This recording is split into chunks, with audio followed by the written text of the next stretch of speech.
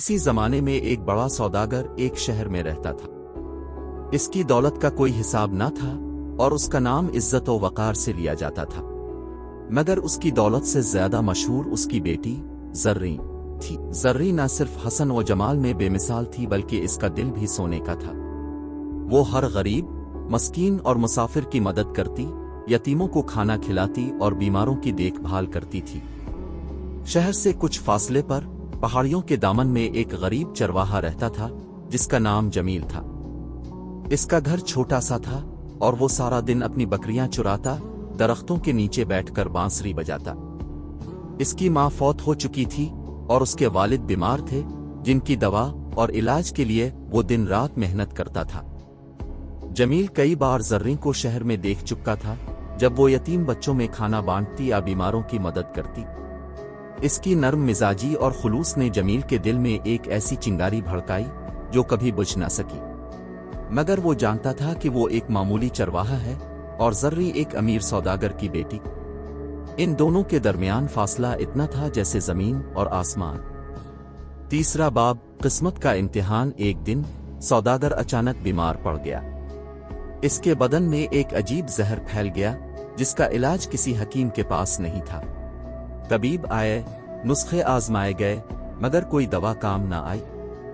शहर के एक बूढ़े दाना ने कहा, इस बीमारी का इलाज सिर्फ जादुई दरख्त की जड़ से हो सकता है जो 7 पहाड़ों के पार पुरअसरार जंगल में छुपा है। मगर वो दरख्त हर किसी को अपनी जड़ नहीं देता। सिर्फ वही इसे हासिल कर सकता है जिसका दिल सच्चा हो, जो इसार को समझता हो और जो आजमाइश से ना घबराए। ये सुनते ही कई अमीरजादे और बहादुर नौजवान आगे बढ़े, मगर जमील सबसे पहले बोला, अगर ये दवा सौदागर की जान बचा सकती है तो मैं ये मिशन कबूल करता हूं। चौथा बाब, आजमाइशों का सफर। जमील एक पुराने लिबास में अपनी बांसुरी और एक रोटी का टुकड़ा लेकर पहाड़ों की तरफ रवाना हो गया। सफर बहुत कठिन था। पहला पहाड़ इतना बुलंद था कि इस पर चढ़ते हुए कई बार उसके पांव फिसले, मगर इसने हिम्मत न हारी। रास्ते में एक जख्मी हरनी करा रही थी। जमील ने अपना कपड़ा फाड़कर उसके जख्म पर बांधा, हालांकि इसके पास पहले ही कम सामान था। अगले पहाड़ के नीचे एक प्यासे फकीर ने इससे पानी मांगा। जमील ने अपना आखिरी घूंट भी फकीर को दे दिया। फकीर ने दुआ दी, बेटा तुम्हारा दिल साफ है, तुम्हारी राह हमवार हो जाएगी। तीसरे पहाड़ पर एक खौफनाक तूफान आया। हवाएं चीख रही थीं, बारिश तेज हो रही थी। जमील ने एक गार में पनाह ली। वहां उसे एक बच्चा मिला जो रास्ता भटक गया था।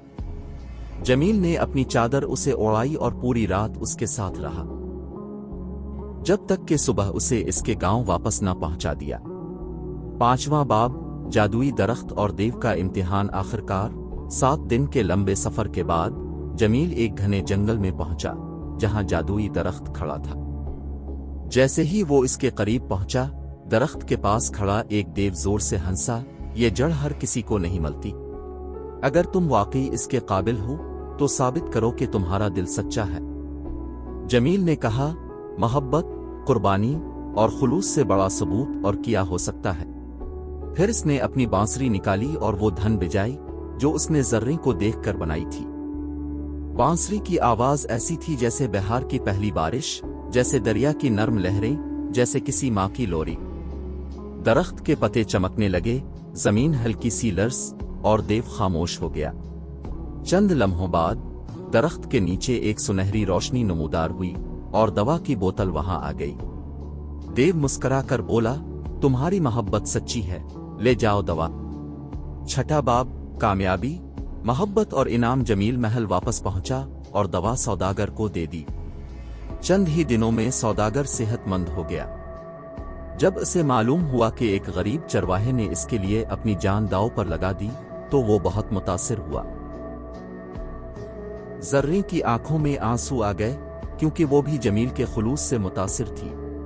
सौदागर ने जमील को गिले लगाया और सबके सामने ऐलान किया, ये चरवाहा सबसे ज्यादा काबिल एहतराम है। अगर जर्री राजी हो तो मैं उसका हाथ इस नेक दिल नौजवान के हाथ में देना चाहूंगा। जर्री ने खुशी से हाँ कह दी और पूरे शहर में उनकी शादी का जश्न मनाया गया। پورے شہر میں چراغاں کیا گیا، ہر طرف خوشی کی لہر دوڑ گئی، اور سب نے اس بات کو مانا کہ محبت میں نہ دولت دیکھی جاتی ہے، نہ حیثیت، بلکہ صرف سچائی اور قربانی کا جذبہ ہی اسے امر بناتا ہے۔ خاتمہ: محبت کی جیت۔ یوں ہی دن گزرتے گئے اور جمیل اور زریں ایک خوشحال زندگی گزارنے لگے۔ جمیل کا خلوص اور زریں کی محبت ایک ایسی مثال بن گئی جسے صدیوں تک یاد رکھا گیا، اور یہ ثابت ہوا کہ محبت وہی کامیاب ہوتی ہے جو دل کی گہرائیوں سے کی جائے۔ محبت کی سچائی ہر دیوار کو گرا دیتی ہے، ہر فاصلے کو مٹا دیتی ہے۔